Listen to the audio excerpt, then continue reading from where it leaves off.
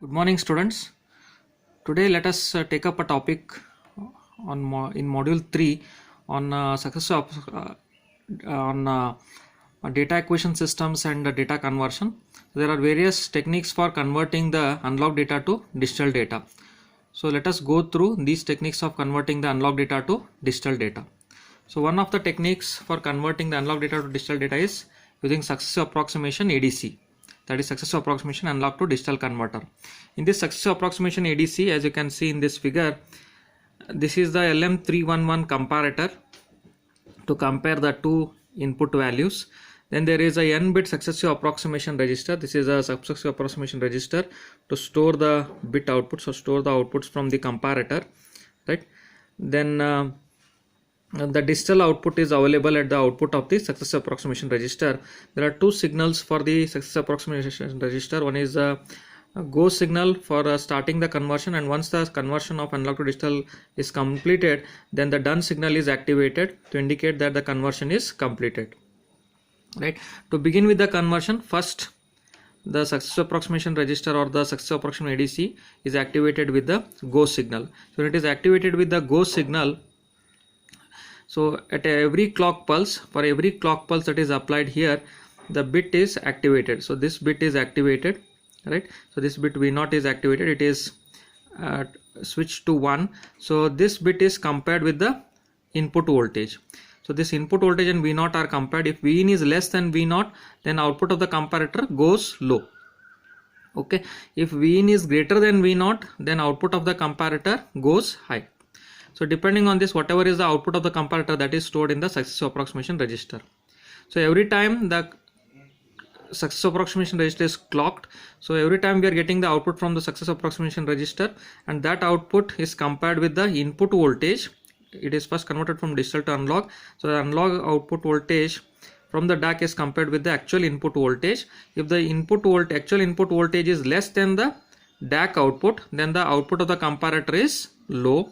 If the actual input voltage is greater than the DAC output, then the output of the comparator is high, right? So like this, every time the successive approximation register goes on storing the bits or the values, that is comparator output, and finally when it is done, when the complete analog input voltage is converted into digital output, the done signal is activated by the ADC, successive approximation ADC.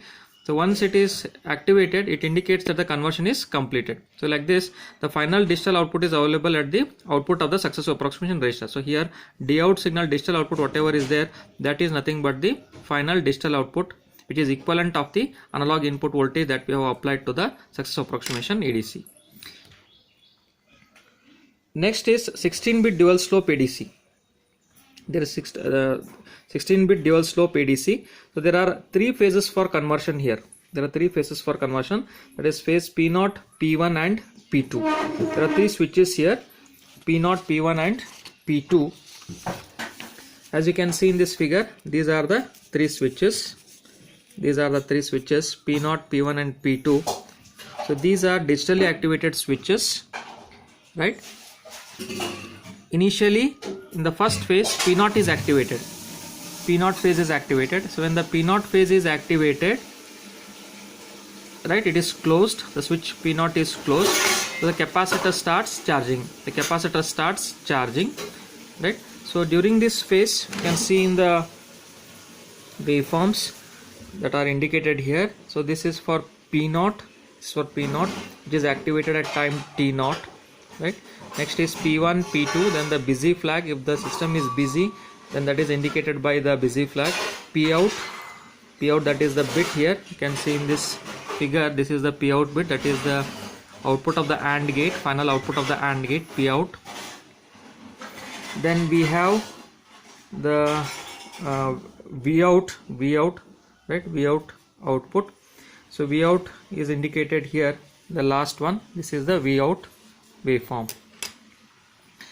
Now in this P0 phase, as you can see here, the output is initially 0. In the P0 phase, output is initially 0. So V out is 0.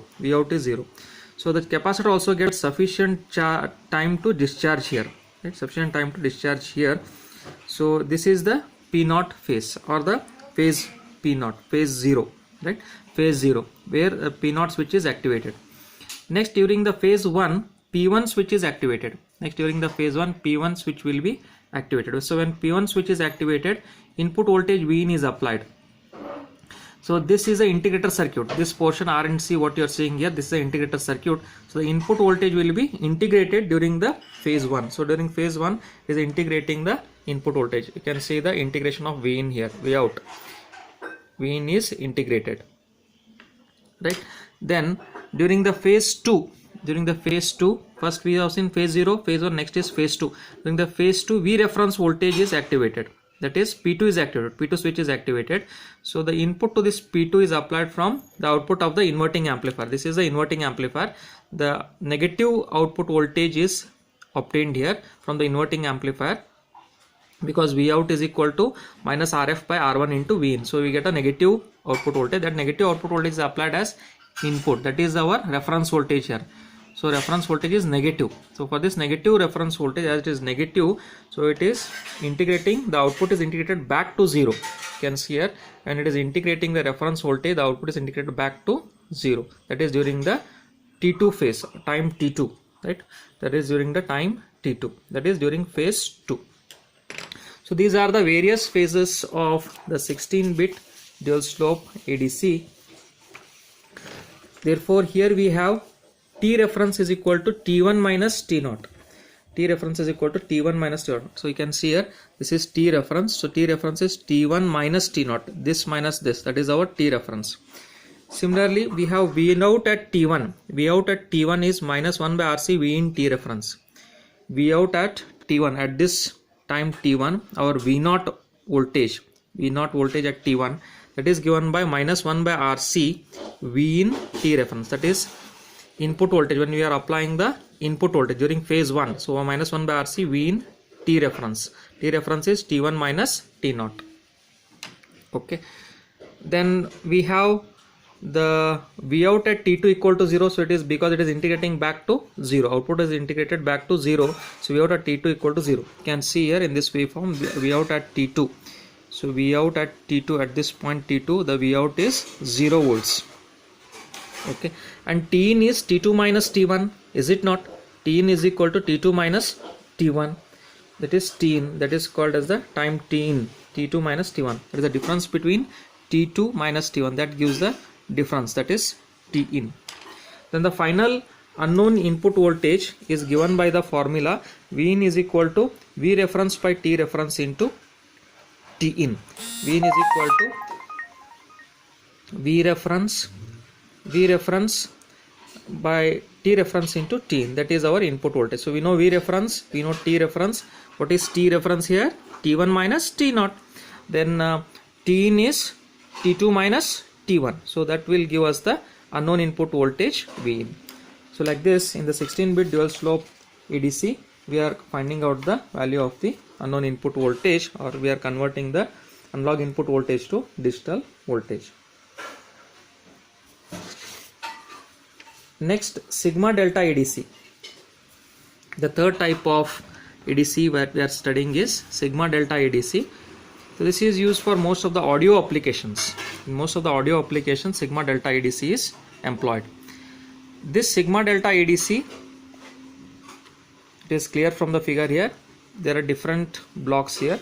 One is the delta block. So this delta block is nothing but a subtractor block which subtracts the two input voltages, and the output of the subtractor, that is V0 minus V in, right, is applied to the sigma block. Sigma block is the integrator block. It integrates the output from the delta block, or from the output from the subtractor block is integrated by the integrator. And the output of the integrator is further applied to the comparator. This is LM311 comparator. So it compares the input with the ground voltage, 0 volts. If this output from the integrator is more than the 0 volts, then the comparator output is high. If the output of the integrator is less than the 0 volts, output of the comparator is low. So depending upon the output of the comparator, the digital signal processing block provides the output D out. So finally we are getting the D out at the output of the digital signal processing block. Then depending upon the output of the comparator, here if output of the comparator is 1, then the DAC is activated to 0. DAC is activated to 0. If the output of the comparator is 0, DAC it is activated to 1, right? So like this sigma delta ADC makes use of the different blocks such as subtractor, integrator, comparator and digital signal processing block to convert the analog input voltage to digital output.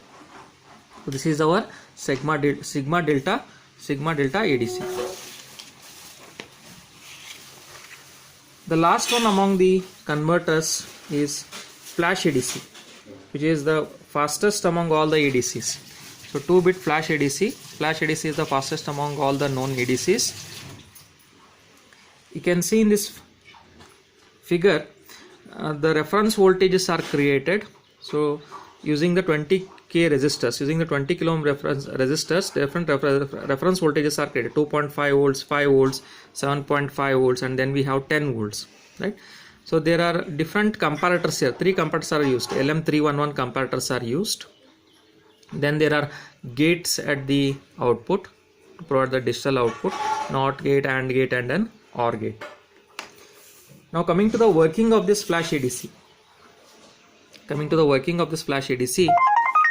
If the input voltage is less than 2.5 volts, if the input voltage is less than 2.5 volts, if the input voltage is less than 2.5 volts, then the output of the comparators are low. The comparators of outputs of the outputs of all the comparators are low if the input voltage is less than 2.5 volts. Okay, the input voltage is less than 2.5 volts, the outputs of all the comparators are low. So if the output of all the comparators are low, then this is 0. So one output of AND gate will also be 0. So this X2 is 0. So Z1 is also 0. So Z1 and Z0 are also 0. Suppose if the input voltage is in between 2.5 to 5 volts. If it is in between 2.5 to 5 volts, then the X1 comparator, first comparator is activated. So X1 output will be high. The first comparator output will be high. The input voltage is in between 2.5 to 5 volts. So if this is high, then X2 and X3 are low. So this is 1. So this is 0. Not of 0 is 1. So output of AND gate is 1. So this is 0, right? The X3 is also 0 here. So 1 plus 0 is 1. So Z0 is 1. Z0 is 1, whereas Z1 is 0. Next, for the third input, if the input voltage is in between 5 volts and 7.5 volts, if the input voltage is between 5 volts and 7.5 volts, the second comparator is activated. So the output of the first comparator and second comparator are high. The output of first comparator and second comparator are high because it is 7.5 volts, in between 5 to 7.5 volts. It is also greater than 2.5 volts. It is also greater than 5 volts. So the output of the first and second comparator are high.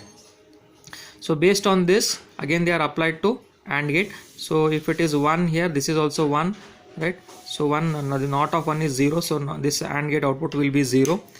Whereas the third comparator output is 0. So Z0 will be 0, right? Whereas X2 is high. So Z1 will be high. So Z1, Z0, 1, 0 will get at the output. Similarly, if the input is in between 7.5 to 10 volts, if the input is in between 7.5 to 10 volts, then all the 3 comparator outputs will be high. So based on this, Z1, Z0 both will be high. So like this, depending upon whether the input voltage is less than 2.5 volts or in between 2.5 to 5 or between 5 to 7.5, and if it is in between 7.5 to 10 volts, the particular comparators will be activated, and based on the particular comparator outputs, we are getting Z1 and Z0 final outputs, right? As we can see in this table, if input is less than 2.5, Z1, Z0 will be low. If input is in between 2.5 to 5 volts, Z1, Z0 will be 0, 1. Between 7.5 to 5, 1, 0. Between greater than 7.5 and less than 10 volts, 1, 1. So like this, depending upon the input voltage that we have applied, we are getting different Z1 and Z0s.